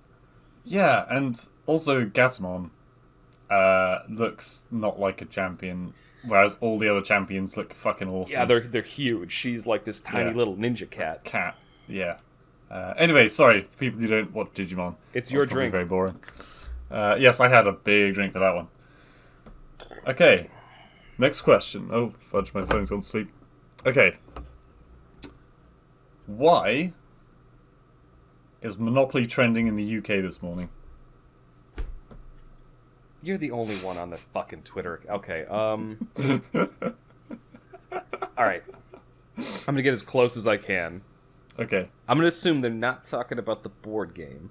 I'm gonna assume it is like something to do with a company monopolizing some British resource. I know a few years back they had problems because the cell phone companies were buying up airspace and then not actually putting up towers. And so you had no reception in a good chunk of the British countryside. So that's my closest guess. I'm guessing it's because a company has bought up some resource that the British people think are vital. Okay, something the timer. Why is Monopoly trending in the UK this morning? The Government Scientific Advisory Group for Emergencies, or SAGE, has set down guidelines that there should not be any hugging, rowdy singing, or Monopoly over Christmas. They do instead suggest quizzes, as they do not involve bunching up. Oh god, I pulled something laughing. So yes, Monopoly is outlawed Oh my because god. it's too touchy-feely Oh, for Christmas. I literally I thought that was pulled very funny. something. Yes, the Government Scientific Advisory Group for Emergencies said that. Any scientist that works for a government body is just a dropout. That's my theory. Like, I mean, the people, if you were like a really good scientist, you'd get hired by a company and get paid a fuckload of money. So you've got two varieties of people who work for the government. They're people who failed at everything else, or they're people who have a moral like complex that they have to like right the world. And I think both of those people are idiots. Yeah, but like, what's wrong with singing? Like, You're breathing. Yeah, but like, this is gotta be. It's all gonna be. It has to be inside the house. It's not like you're doing this with random fucking people. No, honestly, Monopoly is the weirdest one on that list. Yeah, I mean, hugging and makes the most sense. I don't Singing, know. kind of. I fucking Yeah, love my Monopoly. family. I hug Right, I both my bet a parents. bunch of people now are going to go out on Christmas into the street and find some random person to play Monopoly with in the middle of the street. No, I'm gonna go out there and hug some random people, and then ask if they want to, the top hat in Monopoly. Exactly. Anyway, I Um, totally got that one wrong. yeah, well, uh, okay, next question. And this is the point, by the way, where I've totally gone off the tracks with the whole theme. Uh, Well, I mean, it was good for a while. Oh shit! I just slapped the yeah, mic. he just punched the shit out of that. Holy fuck. Um, Even Yeah, go Digimon on. wasn't really. Oh, no. But at this point, I start just doing, like, interesting things that I thought Yeah. of. All Okay, right. next question. Why are moths attracted to light sources?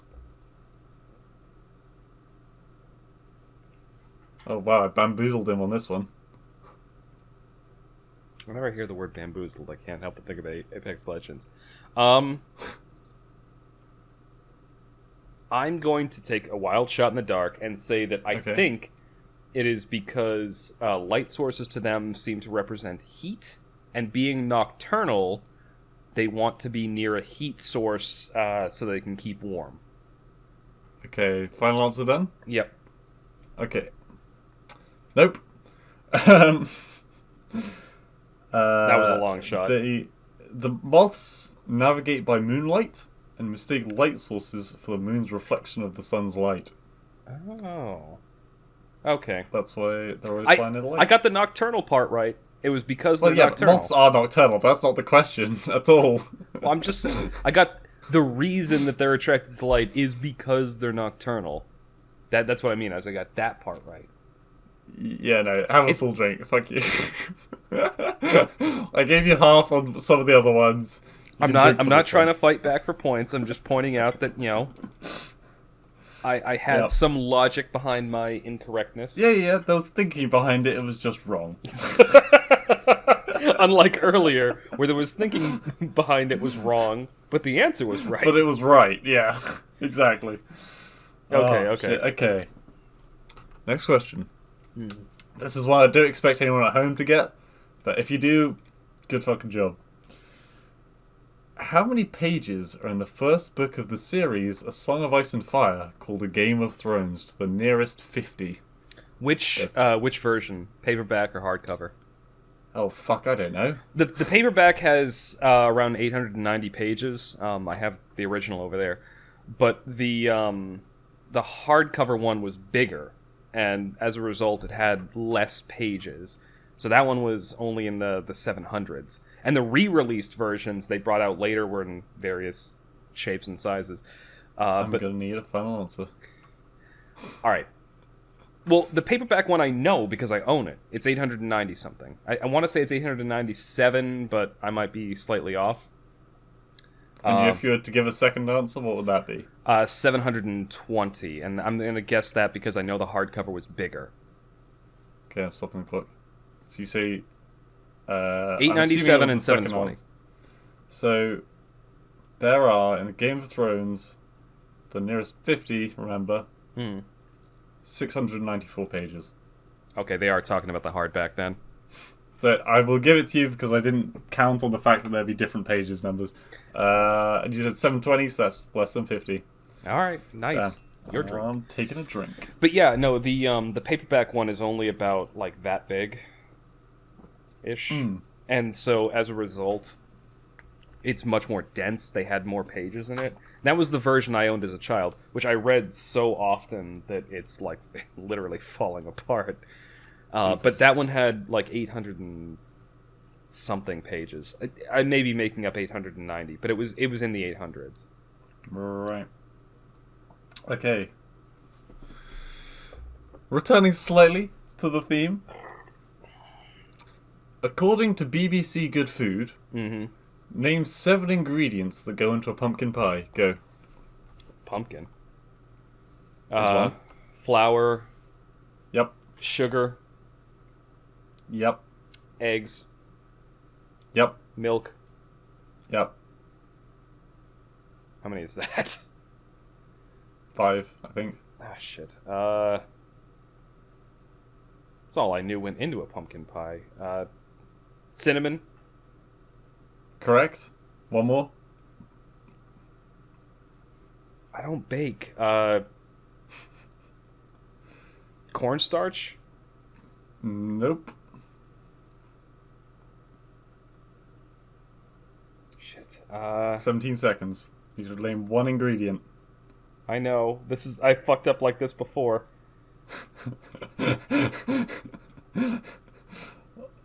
Crap. Apples? Wait, no, that doesn't Nope. make any sense. It's a pumpkin pie. Why would there be apples? I don't know. You put apples in fucking everything. Shit.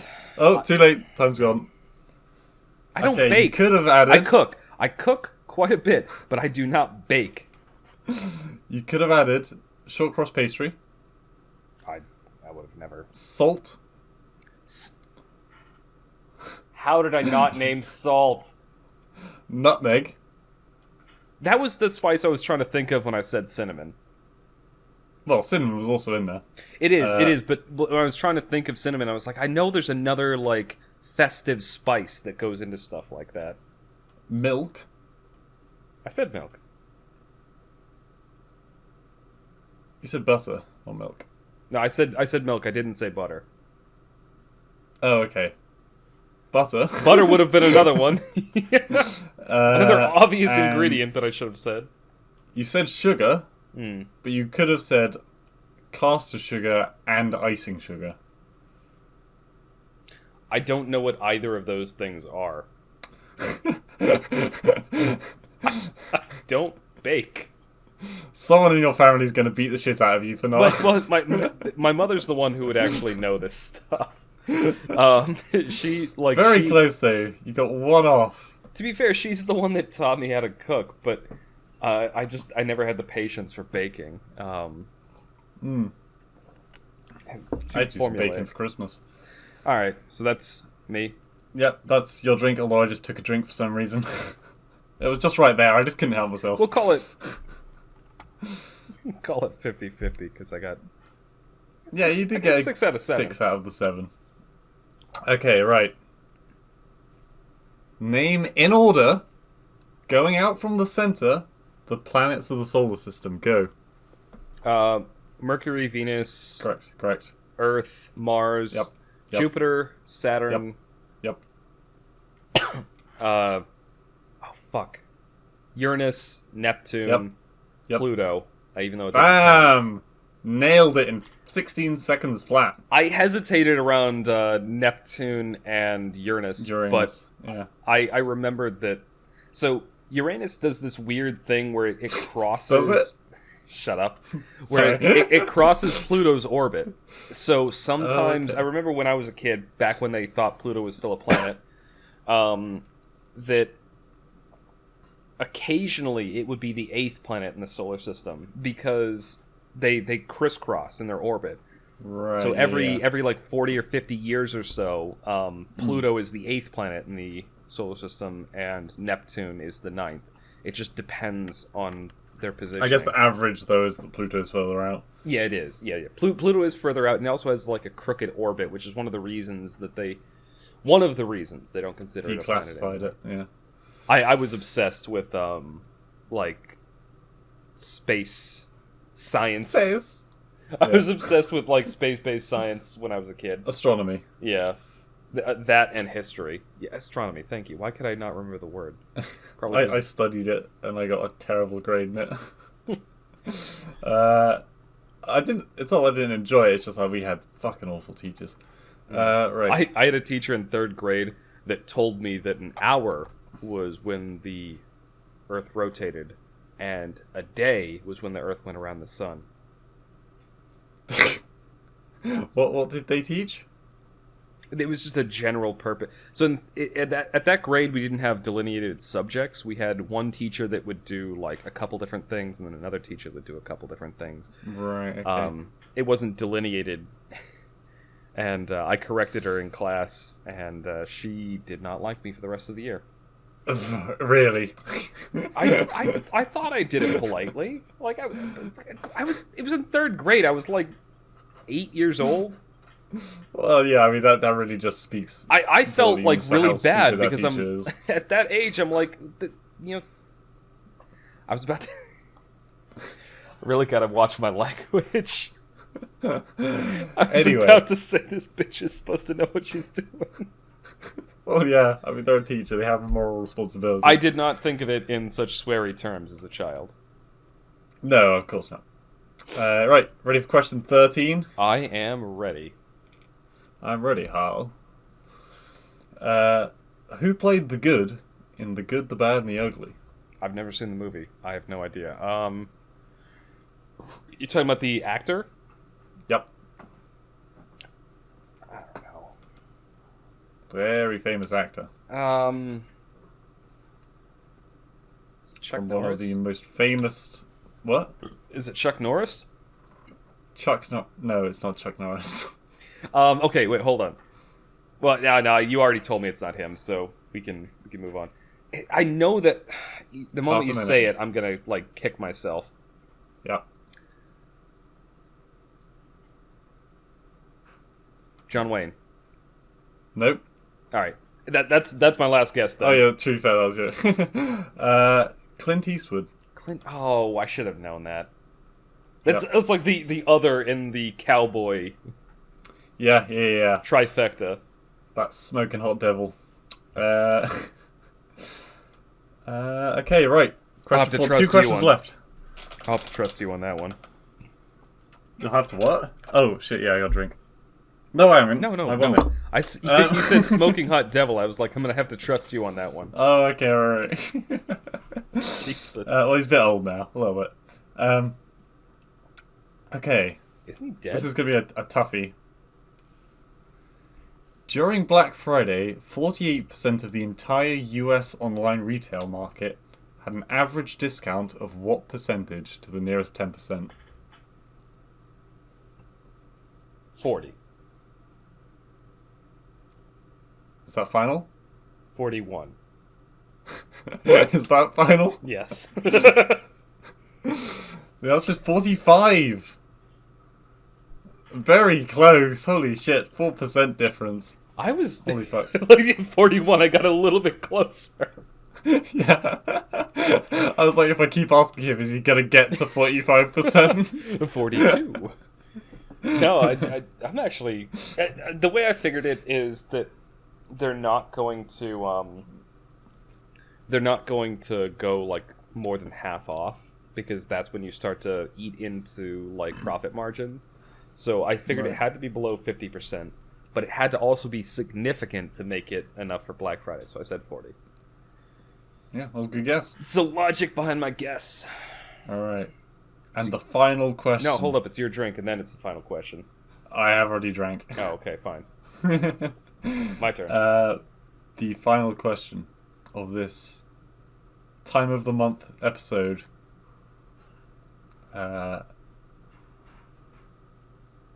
How many days between Thanksgiving and Easter? Go. Wait, leap year or not leap year? Going forward from this year. Oh, okay. Oh, shit. Okay.